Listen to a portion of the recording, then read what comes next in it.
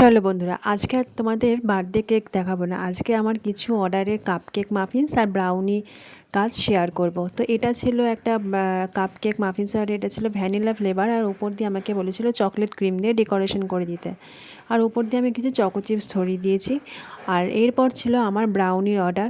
তো তোমরাও যদি চাও বা এইরকম কাপকেক মাফিনস ব্রাউনি অর্ডার করতে, তো আমার প্রোফাইলেও ওপরে পিন করা রয়েছে, সেই নাম্বারে আমাকে কল বা হোয়াটসঅ্যাপ করতে পারো।